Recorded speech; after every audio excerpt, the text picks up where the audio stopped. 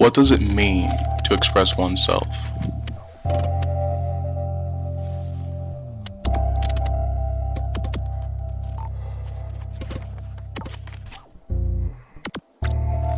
Could being self-expressed be misunderstood by society, by a culturally closed-minded society?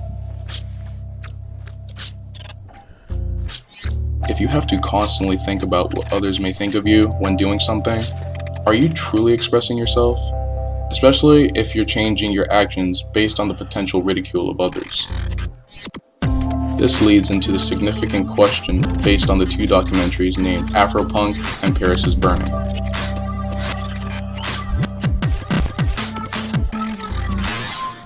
Are AfroPunk and Paris is Burning liberating mediums for self-expression?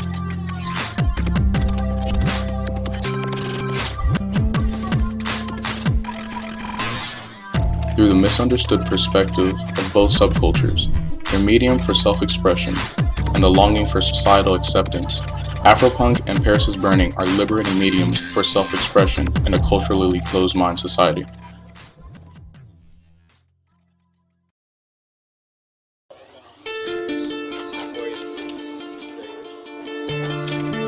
Both subcultures are misunderstood by the majority of society. AfroPunk has and still is being seen as a satanic, abstract, and anarchical subculture, whereas Paris is Burning is seen as narcissistic, abnormal, and also an abstract subculture. However, both are perceived in that manner through the majority of society due to society's ignorance and lack of knowledge on the subcultures' ideologies. Most stigmatisms of these subcultures are based off of appearance and ignorant inferences. Both subcultures, irrespective of their appearances, have ideologies that most people in society have, just expressed through a different medium.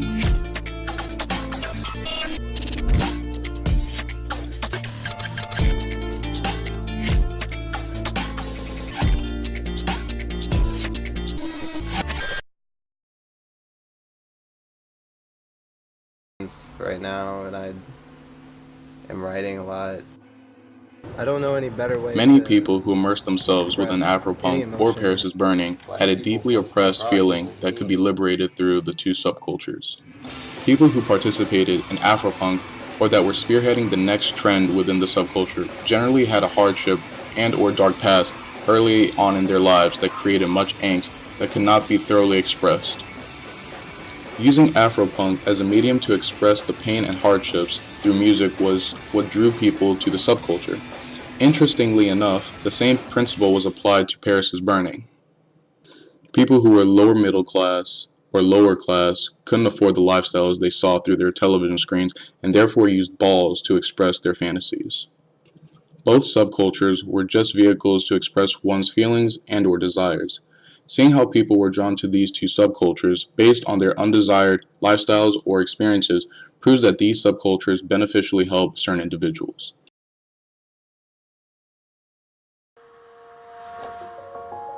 It is also interesting to explore that both subcultures' backbones are their social and emotional atmospheres of acceptance that individuals gravitate to.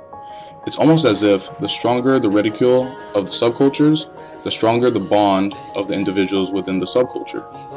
Therefore, when one is socially oppressed, whether it's pain and hardship or fantasy, these two mediums of subcultures attract their attention and help liberate them through self-expression amongst other individuals with the same issues. The lifestyle is pretty much trying to make reality of your angst against society. But it's about struggle, be it personal, social, whatever. AfroPunk and Paris is Burning have an overwhelming amount of overlapping commonalities regarding being mediums for one's self-expression. Everything from using music to express pain and hardship to expressing fantasy of the lower class's non-existent reality, these two subcultures beneficially help and support certain individuals whose circumstantial lives fall into the category of needed self-expression. If one truly looks at what AfroPunk and Paris is Burning are doing for certain individuals, taking off the distortedly perceived lens of their abstract-like appearances, these subcultures are no different from any others. Thanks for watching.